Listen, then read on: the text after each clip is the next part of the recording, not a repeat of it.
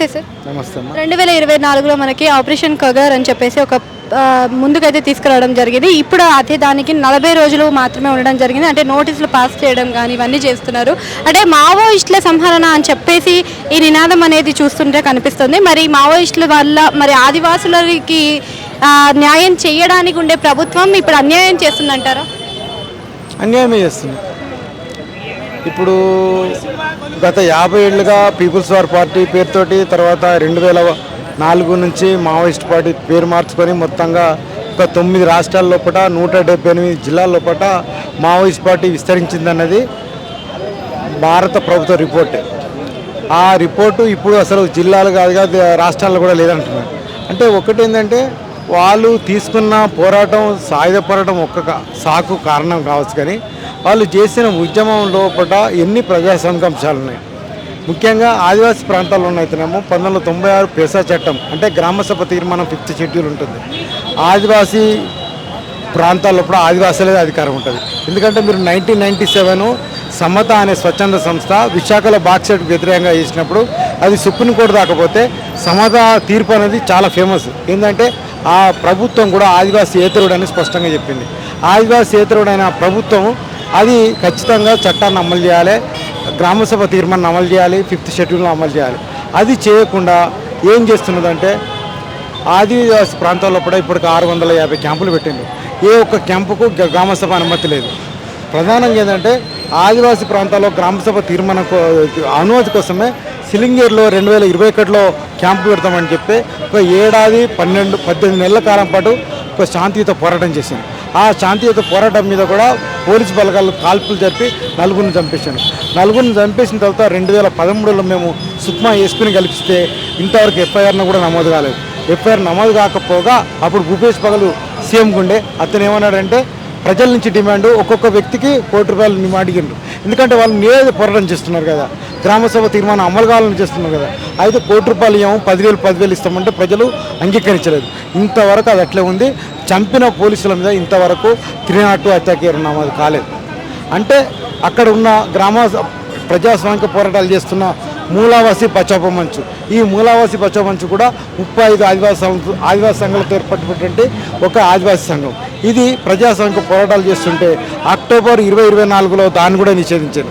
నువ్వు మావోయిస్టులు చేస్తున్న సాయుధ పోరాటాలను అక్కడ ఉండనియవు, ప్లస్ ఆదివాసులు చేస్తున్న ప్రజాస్వామిక పోరాటాలు ఉండనియకపోతే మరి ఆదివాసులు జీవించే హక్కు ఎట్లా, వాళ్ళు ఎట్లా జీవించాలి? ఇది కదా ప్రశ్న. ఒక వ్యక్తి అడుగుతున్నారు, వాళ్ళు తూటాలతో ఉన్నారు కాబట్టి తూటకి సమాధానం అంటారు. అంటే మనం ఆదిమ కాలంలో ఉన్నామా, లేదా ప్రజాస్వామిక రాజ్యాంగం ఉన్న ఒక అభివృద్ధి చెందిన నాగరిక కాలంలో ఉన్నామా? అంతకుముందు రాజుల కాలంలో పన్నుకు పన్ను కన్నుకు కన్ను ఉండే. ఇప్పుడు మనం అట్లా చేసినప్పుడు న్యాయ వ్యవస్థ ఎందుకు? ఇప్పుడు ఒక అమ్మాయి మీద ఒక కామాంధ్రుడో లేకపోతే ఒక భూస్వామి చేస్తాడు, అప్పుడు భూస్వామి వారి మీద అత్యాచారం చేయడం, ఇది ఆ కన్ను తూటాలు సమాధానం కాదు. ఖచ్చితంగా ఒక న్యాయ వ్యవస్థ ఉంది. న్యాయ వ్యవస్థలో వీళ్ళు ఏం నేరాలు చేసినా నువ్వు కేసు పెడితే, అందుకే వర్కుల సంఘం కూడా ఏమిటంటే మావోయిస్టులు ఎవరన్నా నేరం చేస్తే మీరు పట్టుబడితే తీసుకొచ్చి న్యాయస్థానం ముందుంచండి, న్యాయస్థానం విచారించి శిక్షిస్తుంది. అంతేగాని ఇప్పుడు కర్రగుట్టలను చుట్టుముట్టి చంపేస్తే ఒక్కసారి జీవించకపోయినాక ఎవరు ఇవ్వగలుగుతారు? కాబట్టి ఇప్పుడు ఏదైతే ఆదివాసులకు అన్యాయం చేస్తుందంటే ఇప్పుడు ఈ 2 ఏళ్ళుగా జరుగుతున్న ఆపరేషన్ కగారు సుమారు కనీసం 1000 మందిని చంపేసింది. ఆ 1000లో సుమారుగా 700 మంది వరకు ఆదివాసులు ఉంటారు. అందులో 300-400 మంది ఆదివాసీ మహిళలే ఉంటారు.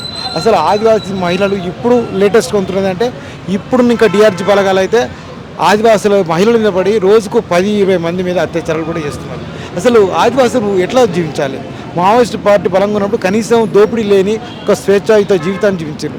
ఇప్పుడు మళ్ళీ డిఆర్జీ బలగాలు లేదా ప్రభుత్వ బలగాలు వస్తే వాళ్ళ జీవితానికి భద్రత లేకుండా పోతున్న స్థితిలో ఆదివాసులు నష్టపోతున్నారు.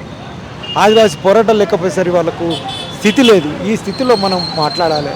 ముఖ్యంగా బయట ఉన్న మేధా రంగం కూడా మాట్లాడాలి. ఎందుకంటే ఇప్పుడు ఆదివాసీ ప్రాంతాల్లో ఆపరేషన్ కగారు నమ్ముతుందంటే ఏదో మావోయిస్టులు నిర్మించడానికో ఆదివాసులు నిర్మూలించడానికో కాదు.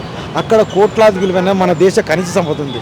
అది కార్పొరేట్లకు అప్పగించడం కోసం అడ్డుగా ఉన్న మావోయిస్టులను ఆదివాసులను రేపు పొద్దున నిర్మూలిస్తుంది.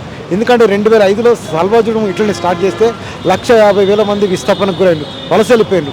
ఇప్పుడు కూడా ఈ ఆపరేషన్ కగారు తోటి ఒక 2 లక్షల మంది అడవిని ఖాళీ చేస్తే కార్పొరేట్లకు ఈజీగా ఖనిజ వనరులు తీసుకునే అవకాశం ఉంటుంది. అందుకని డెడ్ లైన్ మార్చి 31, 2026 కదా, ఎక్కడి నుంచి ఏ బలగాలు పోవు. ఆ బలగాలు అక్కడే ఉండి ఆదివాసులను రోజు హత్యలు చేస్తుంటే ఆదివాసీ ప్రాంతాలు ఖాళీ అయితే అక్కడ ఎంఓయూలు కుదుర్చుకొని కార్పొరేట్లు అక్కడ కనీస సంబంధం తీసుకోవడానికి ప్రధాన ఐడియాతోటి ఈ యుద్ధం జరుగుతుంది. ఆపరేషన్ కగారు కాదు, ఆపరేషన్ కగారు యుద్ధం జరుగుతుంది.